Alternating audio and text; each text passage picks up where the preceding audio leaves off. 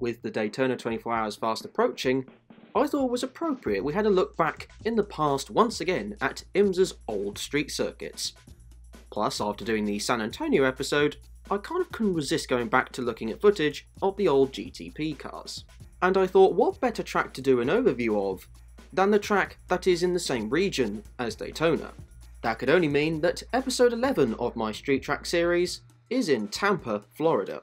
More specifically, the Florida State Fairgrounds, with the track that was called the Tampa International Raceway. This track hosted 3 IMSA events, one of which being a non-championship race from 1988 to 1990. Now, before getting onto the track itself, I do just want to mention a couple of quick things. Firstly, when looking back at some of the footage for this, it does seem strange to see Ken Squire and Scott Pruitt as the people who would be commentating on one of the races. Although I will say they did quite a good job in my opinion. Also, this helmet camera looks like really good quality, maybe even better than the F1 and IndyCar ones that we currently have. Sure, the picture quality isn't quite as crisp, however this viewpoint makes you feel as though you're in the driver's perspective better than any other helmet camera in my opinion. And this is in 1990! Anyway, onto the circuit. This track, whilst being a street circuit, is perhaps not your typical style of street circuit.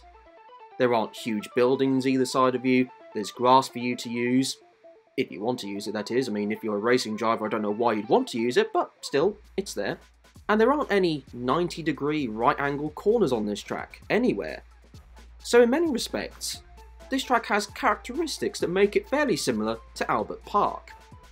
Yes, it's a street circuit, but it feels like a blend of a street circuit and a conventional track. However, Tampa International Raceway is much smaller in distance than Albert Park.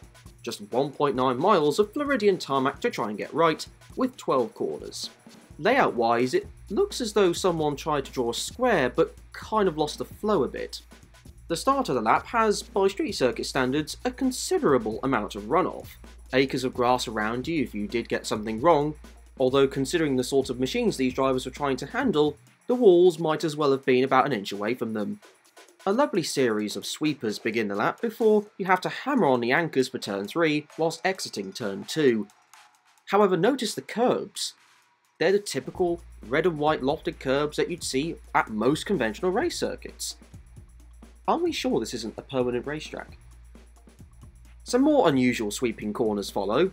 Well, unusual by street circuit standards, including a fantastic left-hander which has a slight rise in elevation mid-corner before it dips back down again. The corner also has, and this is bizarre in the world of street circuits, positive camber. I mean, not much, it must be like 5 or 10 degrees of camber at the very maximum. However, that is not what you'd usually see on a street circuit. The track does have a couple of long straights as well, however the turn 8-9 complex is probably the worst bit on this track. Yes, there's runoff, however it looks so clunky watching the cars go through there. Especially turn 9, those GTP cars look so slow and lethargic going round that corner, it's almost painful to see. A long straight that technically isn't straight then follows for the drivers to unleash all of those 700 horsepowers. A fantastic right-hand sweeper follows to end the lap. However, it would be wrong of me to ignore the pit lane entry. There's nothing wrong with the pit exit. It merges very nicely back onto the live racetrack. But I do question the pit entry.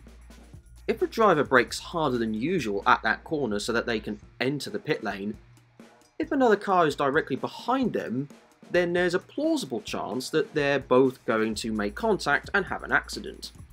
Luckily, these cars never really follow closely enough for this to be an issue. Unfortunately, this track didn't have that many overtakes.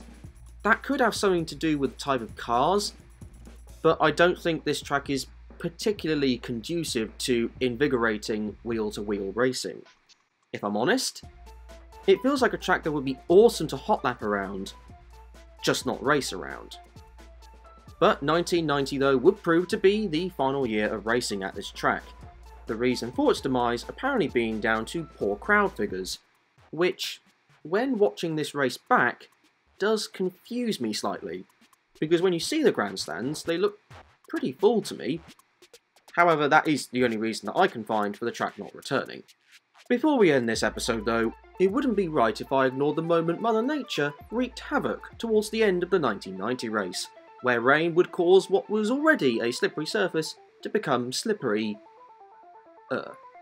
Not only did the weather catch out, well, basically everyone, it gave us the sight of cars spinning out at what must be around 8 miles an hour, and also a Toyota GTP car doing its best initial D impression, also at around 8 miles an hour. What a helpless feeling that must have been. It's a shame the circuit had a rather short lifespan, but at least it ended in an almighty rain shower behind the safety car. I think on that point, it's probably best that I leave this episode here. So thank you very much for watching. What are your thoughts on this track? Do you think it was a good track? Or did the weather of the last 10 minutes for the 1990 race sum up your feelings pretty well? Say what you think in the comments section, along with any other no longer used street tracks that you'd like to see me cover. However, until the next video, enjoy the rest of your day.